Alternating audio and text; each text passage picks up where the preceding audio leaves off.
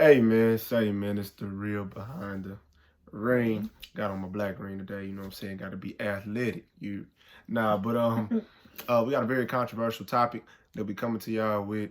I'm gonna let my baby introduce it, but it's one that y'all should like. I think we all deal with it in some form or fashion. Baby. Okay, so today we are talking about submission.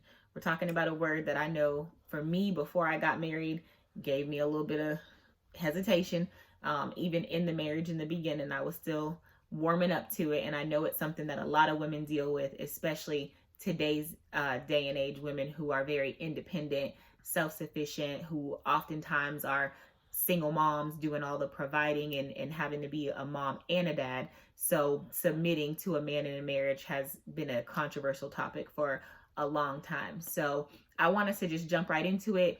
I want you guys to comment and let us know how you feel about submission. If this is something that you've had to deal with in your marriage, if it's been an easy transition for you, or if it's caused some arguments here and there. And I'm going to throw it back over to Justin to let him talk about how he felt our submission went in the beginning of our relationship up until now, and then I'll give you a little bit of background from my perspective of why it was difficult for me to submit based on the way that I grew up. Well, just to keep it short and concise, I mean, there's a few things that I feel like caused her to not submit at all. Uh, uh, I feel like one, I don't want to say upbringing like that, but just certain things that you see, family and things of that nature.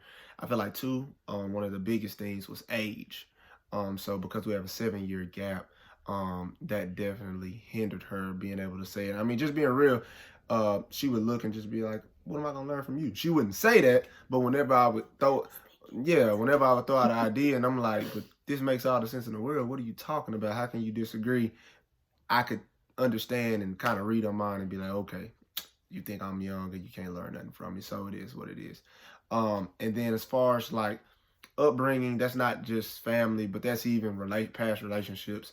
I feel like, due to the guys that were she was in relationships with in the past, taking advantage of her, not really wanting to make her happy or please her, and she was always the giver and never really a receiver to anything. She was stuck in that mode, so that when she had a man that was able to do those things, she wasn't able to really receive it. But I mean, that's pretty much it from a man's side. The only thing I can say is, as fellas, we have to understand as real men and men of God that we have to be patient with our wives. We have to be understanding, but we also can't be no punk. So you have to be able to love her into submission. So you have to be able to say, you know what, I ain't going for this, baby, but let's talk about it. Let's talk about the reasons why this is a problem. And even let's go to the Bible with it, because you have to do things in a way where she'll hear you and not something where she just see what you're saying and she not worried about it because now she's offended at the way you said something or what you said. So I'm gonna pass it back to my wife. That's my little 2 cents on it. Stay in the fight because I'm telling you, you can last all night. You did. So, am I submissive now? Yeah, she's better. You know what I'm saying? See, I mean, I'm gonna keep it 1,000. You know what I'm talking about, 10,000. But she's better. Complete 180. But at the end of the day, you still have scars from stuff you've seen in the past. It's just like me. You know what I'm saying? This ain't just to beat up women. Men have things they deal with. But the submission part, because men have failed in life and have gotten caught up in all different types of stuff and then left the women to raise the kids and left the women to do all these different things. Now the perception is the women can bring home the bacon, and because men weren't in the house to take care of the children, now it's okay for men to be house moms.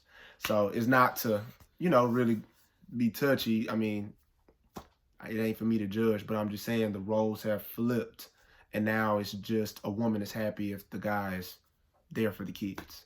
And it's like going to little Billy's football game is something you should already do. It's not a reward.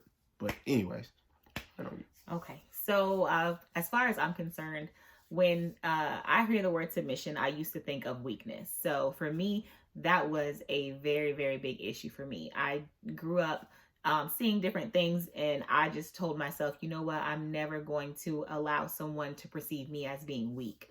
I didn't want someone to run all over me. I didn't want to get in a marriage and then have my voice not matter or stand for anything, because I do think that, God has graced me with a lot of knowledge and wisdom, and I didn't want to marry someone who was so um firm on me being submissive to them that they dismissed the things that I had to say. So for me, that was a very big issue. And I can say that, God blessed me with a husband that does not do that. Thank you, baby. He, Mm-hmm. he values what I say and things of that nature and takes all that into consideration. So it has made it easier to transition into being a more of a submissive wife versus just being a wife that refuses to submit. But pretty much for me, that's where it came from. I thought submission was weakness. I thought meekness was weakness. All those things you hear about in the Bible that a woman is supposed to be, I thought it was very weak. And someone, actually taught me that meekness isn't weakness, it's actually strength under control. And once I started to really understand what that meant, it made it a lot easier for me to exercise that in my marriage. And I'm not going to drag this out, but just to close, really quickly, I actually did do a Bible study on submission, and the pastor who preached it, he was coming out of Ephesians 5, and he was basically saying, wives are to submit to their husbands, but the husband is also, to submit to the wife and to lay down his life for her like Christ did for the church. And when you take that approach where both people are trying to, submit to one another, and we care about the needs of the other person versus ourselves, it makes submission much easier. And the one thing that I took from that pastor is that he said he always remembers the phrase, you first, to put your spouse first. So when you're in the heat of an argument or anything like that, to think, you know what, baby, you first. And so I think implementing that in a marriage would definitely help with problems of submission. I'm definitely gonna use that on you because I ain't never heard of that. So I just recently did this study. yeah, she ain't never told me no. You first is well. I know I did this, but you, yeah, it's your fault. That's what it should have been called. To be a good wife, you got to learn and study. So you know what? I did a study on submission recently, so I will start saying you first, baby. Well, we'll see if you learn. You know what I'm talking about. But man, that's it for the episode. Don't want to keep y'all all day, but wait, you guys stay tuned or be on the lookout for the next video that we have, because we want to update you guys on some really great things that has been happening in our lives.